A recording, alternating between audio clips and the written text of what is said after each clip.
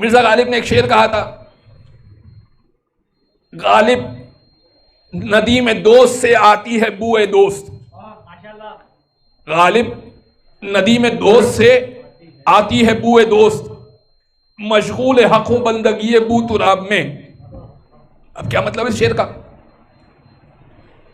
ندیم بھی کہتے ہیں دوست کو، دوست بھی کہتے ہیں دوست کو. غالب ندیم دوست سے آتی ہے بوئے دوست. یہاں پر ندیم سے مراد علی بن ابی طالب ہے، دوست سے مراد پروردگار کی ذات ہے. یعنی جب اللہ کے پاس سے، دوست کے پاس سے ہوا چلتی ہے نا تو علی بن ابی طالب کی خوشبو آتی ہے. غالب ندیم دوست سے آتی ہے بوئے دوست، مشغول حق ہوں بندگی بو تراب میں. اور جب میں بندگی بو تراب کرتا ہوں نا تو گویا کہ میں مشغول حق ہوں، اللہ کی اطاعت کر رہا ہوں. یہاں علی کی بندگی مراد نہیں ہے، یہاں پر علی کی اطاعت مراد ہے. یعنی جب میں علی کی اطاعت کرتا ہوں تو گویا کہ میں اللہ کی بندگی کر رہا ہوں، اللہ کی اطاعت کر رہا ہوں. اب غالب نے یہ شعر کہا علی بن ابی طالب کی ذات کے لیے. مفتی اعظم بھوپال نے ان کو خط لکھا کہ اے غالب، تم بے نمازی تھے، شرابی تھے، شیعہ تھے، تمہاری جہنم تو یقینی تھی، لیکن پھر بھی کوئی امکان تھا کہ خدا رحم کر دیتا اور اللہ بخش دیتا.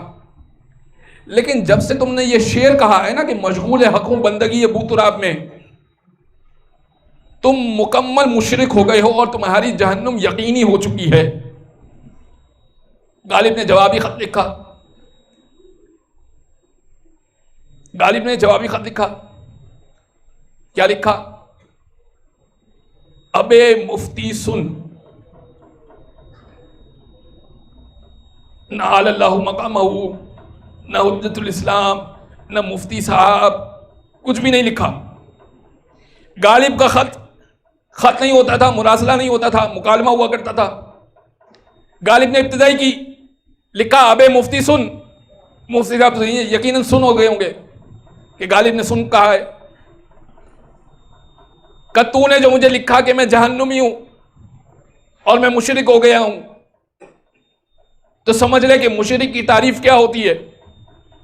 جو اللہ کی وحدانیت میں کسی کو شریک قرار دے وہ مشرک، جو محمد مصطفیٰ کے مقام پہ کسی اور کو لا کر رکھ دے وہ مشرک، جو علی کے ساتھ کسی اور کو رکھ دے وہ مشرک. وہ مشرک ہوتا ہے. اور پھر تو نے یہ کہا کہ میں جہنم میں جاؤں گا، تو ہو سکتا ہے کہ تو صحیح کہہ رہا ہو، مگر میں وہاں بھی جا کر جہنم کا ایندھن بنا کر تو جیسے بغض علی رکھنے والوں کو جلاؤں گا.